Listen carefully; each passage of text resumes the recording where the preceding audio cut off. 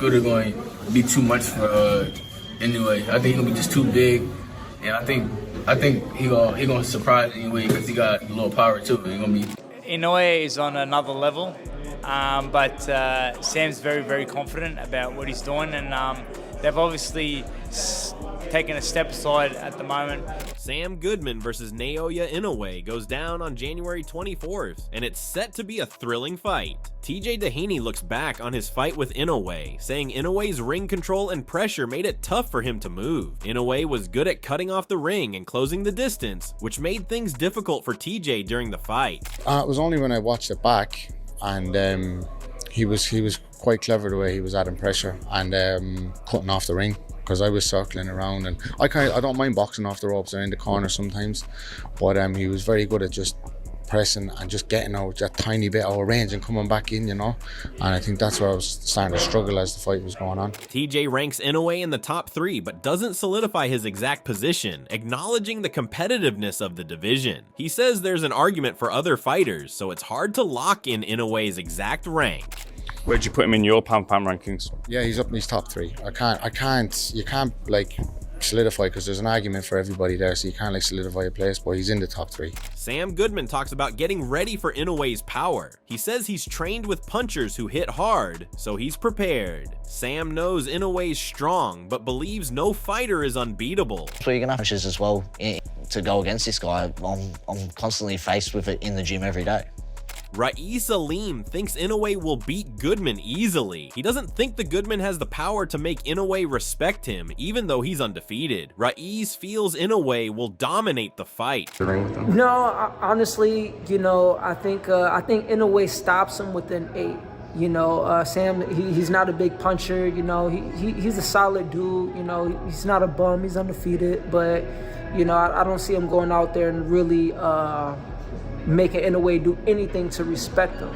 Billy Dibb talks that Inoue's is on another level, and it's massive opportunity for Goodman to prove himself. Inoue is on another level, but Sam's very, very confident about what he's doing, and they've obviously taken a step aside at the moment to focus on what they're doing now.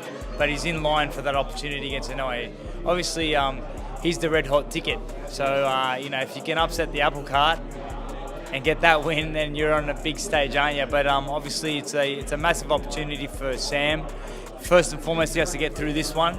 Meanwhile, boxing analyst Teddy Atlas says fans still want to watch Inoue because he's known as the monster. Doesn't matter if he's fighting smaller or weaker opponents, people just want to see him dominate.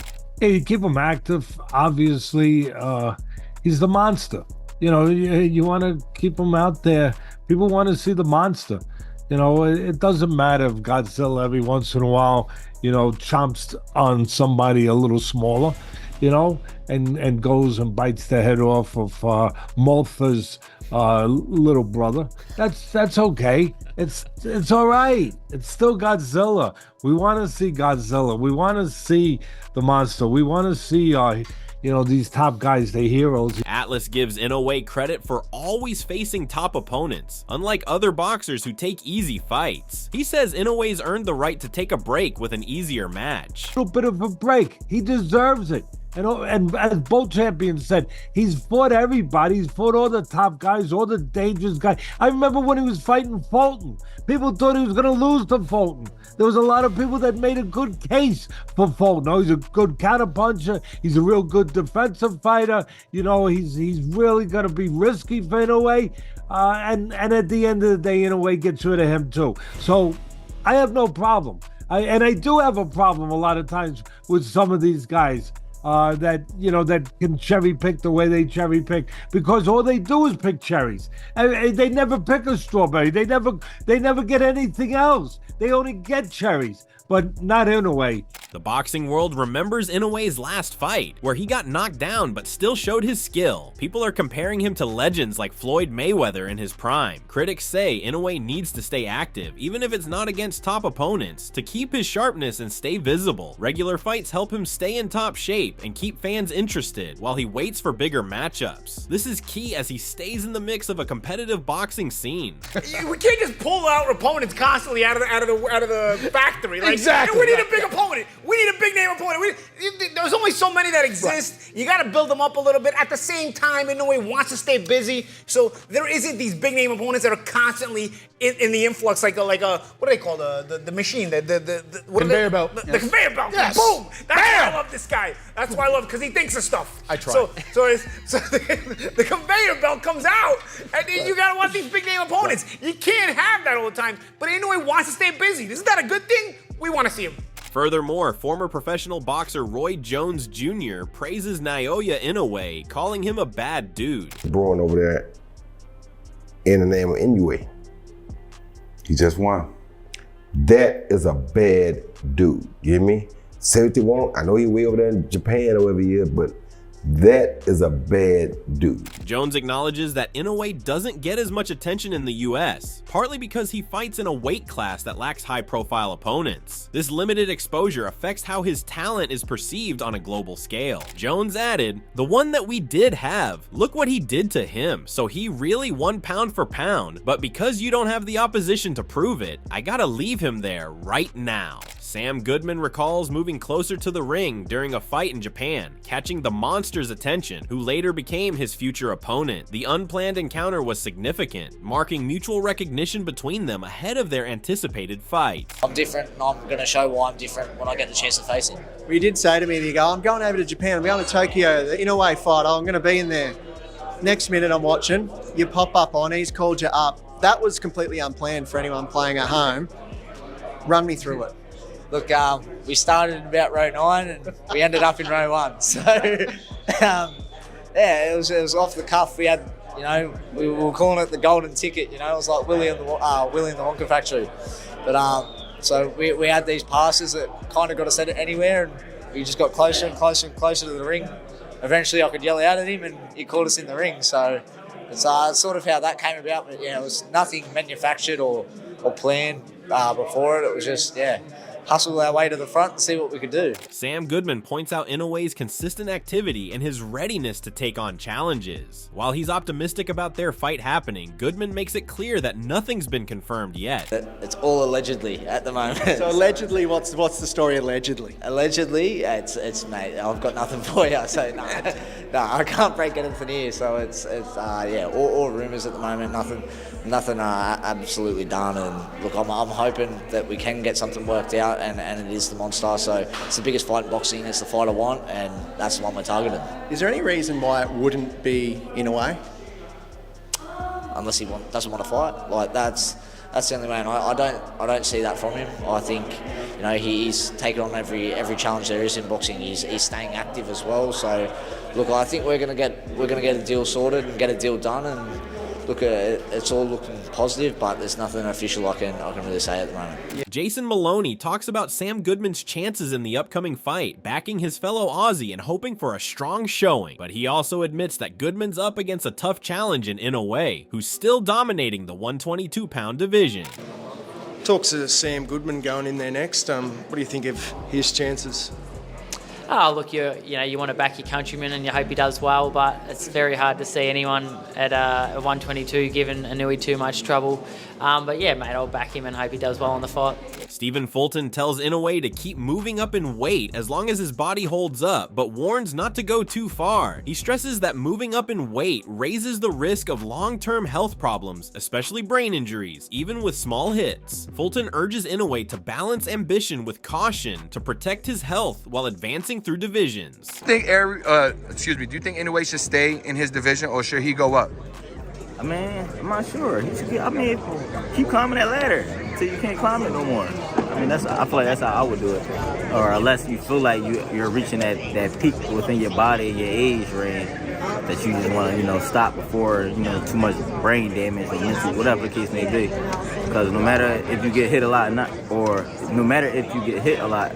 not, that still takes a toll on your body and your brain. So. Paulie Malignaggi says fighters like Inoue, who take on tough opponents, deserve more recognition. He believes Inoue deserves a top pound-for-pound ranking for his courage, unlike Hollywood-style fighters who avoid risks. Malignaggi suggests splitting boxing into two categories, one for real competitors like Inoue, and another for those just protecting their records, making sure true fighters get the credit they deserve. You know, when we talk about Eastern fighters, at least we talk about them fighting each other, and they're gonna fight each other.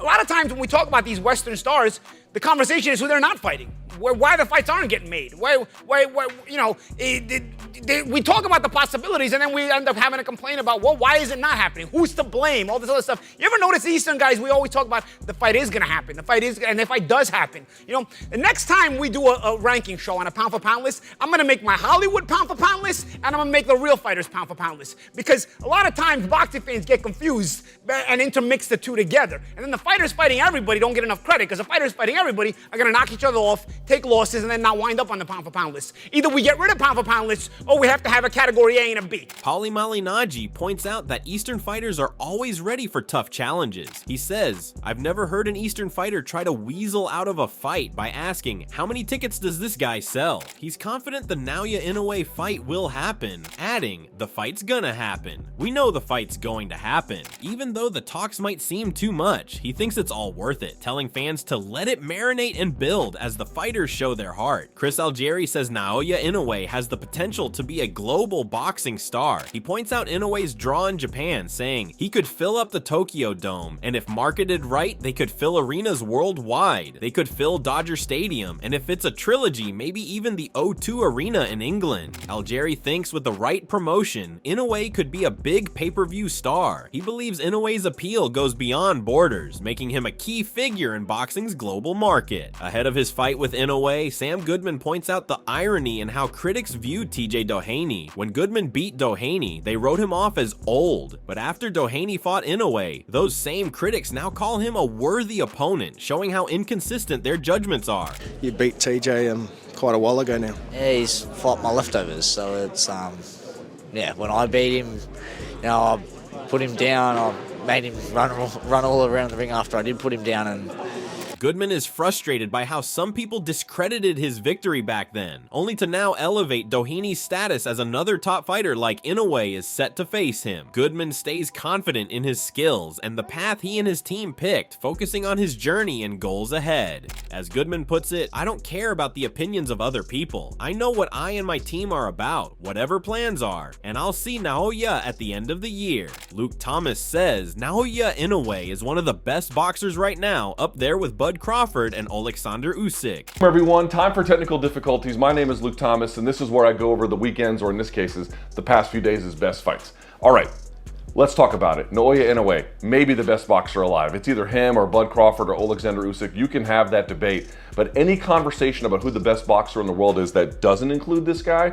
is a fraudulent one. Luke Thomas talks about Inoue's skills, saying his unpredictability with angles and patterns throws off opponents. He says Inoue mixes his jab and footwork to create openings. Thomas says Inoue's style is always changing, staying ahead by switching between defense and offense. Thomas also said Inoue's pattern confusion and punch doubling create openings for powerful strikes. Greg Hackett, reflecting on Inoue's fight with Luis Neri, says Inoue first adjusted to Neri's cautious style, then switched to a more aggressive approach and landed strong punches. At first, I think he was looking to counter Neri. He was looking for Neri to shoot some shit at him, but Neri was like trying to watch him. He wasn't going out there just firing on him. So Inoue started early. He started firing. But I think he believed that because Neri wasn't throwing back every time, that he was going to get through one of those times and hit him with some hard shit. So if you look at that shot, when Inoue threw that uppercut, he lifted up in the air. He was high up in the air. His right hand was sitting up under his chin. And he threw that shot. He was really trying to land that shot, that left uppercut. And it came from a crazy angle. Hackett says Inoue's composure and strategy really paid off as the fight went on. By round 3, Inoue took control, using a more calculated style and landing short, sharp combos. Even though he didn't hurt Neri badly, his technique and mental adjustments helped him pull away. By rounds 5 and 6, his discipline led to another knockdown and a stoppage. Hackett also added, Inoue had to calm down, you know? He had to sharpen up, that's all it was, but it was a good fight. He looked real composed after the knockdown, took his time, didn't rush. Barry Michael believes Sam Goodman is ready to face Inoue, calling him one of the best pound-for-pound fighters. He praises Goodman's resilience, noting his strong chin and smart boxing skills, making him a tough contender. Michael says Goodman's mix of toughness and strategy has earned him the shot at a fighter like Inoue. Come to fight, I looked at his knockout reel, and look, I don't think he's fought the quality opponents that Sammy Goodman's fought. Sammy's beaten some quality world-class fighters, and he's proven that he's right up there with these guys. You know, to fight the monster, in a way, I think he is probably maybe the best pound fighter in the world. But, you know, Sam's proven that he's got such a great chin, such good boxing IQ, he's in with a chance. And at least he deserves the opportunity. Goodman's promoter, George Rose, talks about the financial stakes in a potential fight with Inoue. Goodman's guaranteed $3 million, but if he wins, the bigger picture could be worth up to $100 million with bigger fights and rematches on the table. A win would make Goodman a $1 million man and unlock major opportunities and financial gains moving forward. Seeing he's guaranteed $3 million against Inoue, $1 million, $2 million. Can you confirm how many million he is risking? Well, a lot, a bloody lot. In the big scheme of things, it's probably 100 million. Let's be honest. When he beats Inoue, he then becomes the $1 million man. He becomes the big fighter. He becomes the guy who attracts those big purses and can draw a crowd. Not to mention a rematch against Inoue if it was to happen. There's more than just the $1 million, $2 million, $3 million. There could be a hell of a lot more at risk, and it's all going on the line. Paul Butler talks about the challenges Inoue might face in building his legacy as a legendary fighter. He notes that Inoue doesn't have many big-name rivals or high-profile opponents, which could hold him back from solidifying his place in boxing history. While there's been some tension in recent fights, Butler argues that without major rivalries, Inoue's chance to become an all-time great might be limited, since these rivalries often play a key role in a fighter's lasting legacy. Do you think he might struggle a little bit legacy-wise because he hasn't got those dance partners, those kind of big names that he can beat to further enhance his legend? Yeah, maybe, yeah. Possibly, yeah. He's got no real big rival out there, I think that was like a nice guy versus the bad guy today, wasn't it? And it wasn't really like touted as, wow, this is... Alright, that's it for today. If you enjoyed the video, hit that like button, subscribe, and drop a comment below. Don't forget to turn on the bell so you don't miss any new content. Catch you in the next one.